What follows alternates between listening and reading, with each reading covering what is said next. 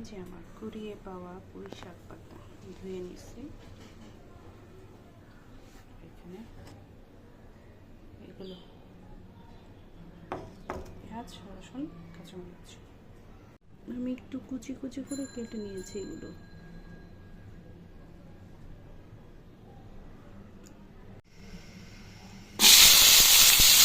এই শুটকি দিয়ে করছি, চাপা শুটকি।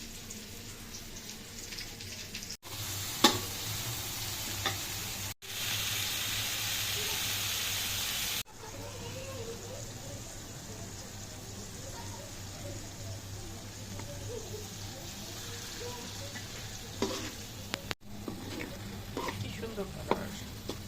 এখন আমি শুটকিগুলো দিয়ে দিই।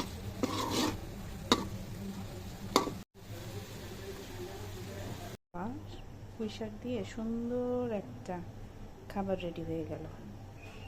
কারা কারা এরকম ফাঁকিবাজি খাবার তৈরি করো আমাকে একটু জানিও তো।